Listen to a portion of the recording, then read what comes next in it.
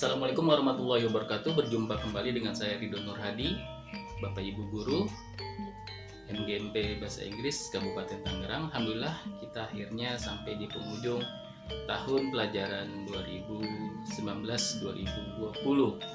Nah, tak terasa ya, kita sudah memasuki penilaian akhir tahun atau PAT. Bapak Ibu Guru sekalian, untuk penilaian PAT ada beberapa hal yang perlu diperhatikan berhubung kondisi saat ini adalah tengah pandemi COVID-19. Nah, yang pertama adalah kita akan coba uraikan penilaian PAT sesuai dengan silabus atau kurikulum pada masing-masing sekolah kita. Bapak Ibu Guru, yang paling penting adalah kita harus merujuk pada silabus karena kita mengajar sesuai dengan kurikulum. Nah, dalam satu semester itu, di semester 2 ini misalnya, ada berapa KD. Seandainya satu semester ini ada 2 KD, maka KD yang pertama diajarkan sebelum PTS. Ya. Dan KD yang kedua diajarkan setelah PTS. Maka, di rekap nilai PAT kita tinggal mengambil atau mencomot nilai sebelumnya yang ada di PTS kemarin digabungkan dengan KD yang terbaru yang kita ajarkan pada siswa. Kalau 2 KD, kalau 4 KD bisa 2 KD saat PTS kemarin dan 2 KD setelah PTS. Dilihat ke masing-masing silabus Bapak Ibu Guru sekalian. Setelah kita tahu berapa KD yang ada di semester kita, maka kita akan mengklasifikasikan 2 penilaian. Yang pertama adalah penilaian pengetahuan dan penilaian keterampilan. Jika satu semester ada 2 KD, baik itu sebelum PTS dan sesudah PTS, maka nilai pengetahuannya 2. Nah, nilai keterampilannya pun harus 2. Tidak mungkin nilai pengetahuannya 2, nilai keterampilannya 1. Karena penilaian K13 berbasis pada kompetensi dasar masing-masing. Jadi berbasis per KD. Oke. Nah, Bapak Ibu Guru sekalian, kita akan coba mulai dengan penilaian pengetahuan. Nah, penilaian pengetahuan ada 3 instrumen, ada tes lisan, tes tertulis, dan penugasan. Ini adalah standar baku penilaian K13. Jadi, Bapak Ibu Guru, kalau seandainya dalam pembelajaran jarak jauh tidak memungkinkan tes lisan, maka kita bisa menggunakan tes tertulis. Nah, di antara 3 instrumen ini, Bapak Ibu, kita bisa memilih salah satunya, yaitu bisa tes lisan atau tes tertulis atau penugasan.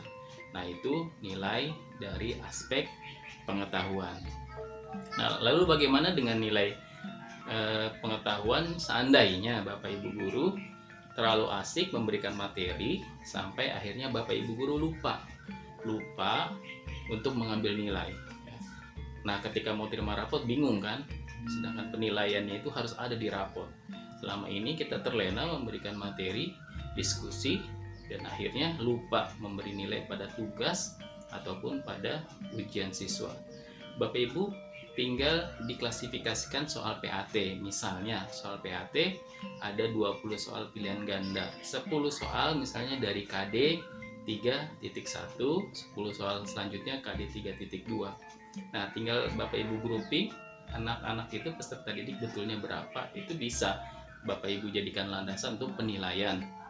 Ya, timbang Bapak Ibu Guru bingung, PAT sudah berlangsung, nilai belum ada. Seperti itu, ya.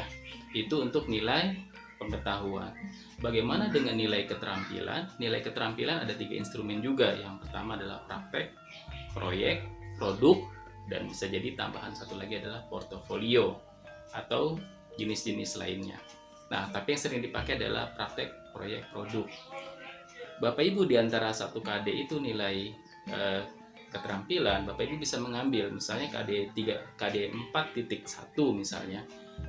Itu mau praktek atau mau proyek atau mau produk. Nah, itu bisa ditentukan. Begitupun misalnya KD 4.2-nya. Itu mau praktek, proyek atau produk dan lain sebagainya, ya. Bapak Ibu, jadi setelah menentukan apa yang mau diambil nilai, cukup 1 instrumen saja per KD.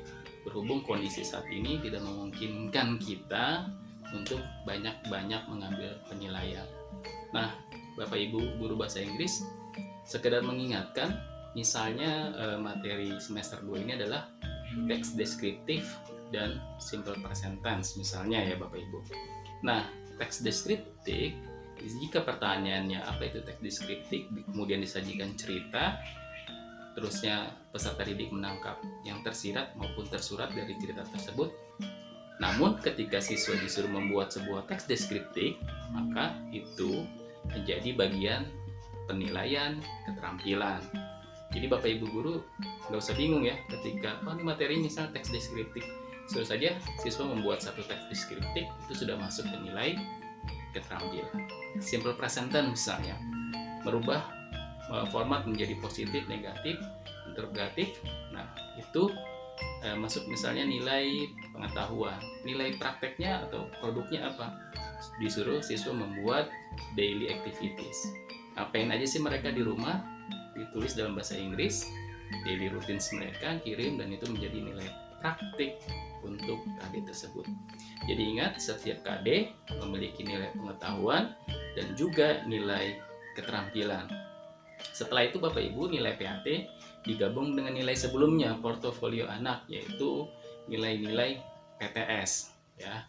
Untuk itu nilai PTS yang kemarin tinggal kita pindahkan ke rekap nilai semester ini ya, atau di penilaian akhir ini.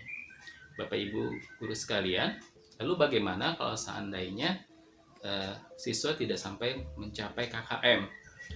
Karena kalau untuk PAT ataupun PAS adalah nilai akumulasi. Setelah diakumulasi misalnya siswa di bawah 75, maka siswa bisa melakukan remedial. Remedial dari soal-soal yang diberikan sesuai dengan KD yang berlaku. Itu ya Bapak Ibu ya. Jadi jangan lupa Bapak Ibu, yang paling penting adalah yang pertama, dilihat dulu di silabusnya, kita berapa KD mengajarnya satu semester ini. Jika 2 KD, 1 KD sebelum PTS dan 1 KD setelah PTS, kita gabungkan di rekapitulasi nilai PAS ataupun PAT. Dan jangan lupa ketika membuat deskripsi, Bapak Ibu dilihat kembali indikator pencapaian kompetensi atau IPK. IPK itu ada di silabus Bapak Ibu guru. Dibuka kembali silabusnya, nanti di situ akan terlihat indikator pencapaian kompetensi yang memuat KKO, kata kerja operasional. Baik Bapak Ibu guru MGMB Bahasa Inggris Kabupaten Tangerang, setelah kita merekap nilai, maka selanjutnya adalah menentukan teks narasi untuk di rapot kita. Nah, untuk bahasa Inggris Bapak Ibu guru, untuk aspek pengetahuan kita ingat kembali ya, yaitu fungsi sosial, struktur teks, dan unsur kebahasaan. Itu untuk aspek pengetahuan. Kemudian untuk aspek keterampilan dalam bahasa Inggris adalah menyusun teks baik secara tertulis maupun lisan dan menangkap makna. Nah, unsur kata kerja operasional ini kita bisa lihat di IPK atau indikator pencapaian kompetensi di kompetensi keterampilan.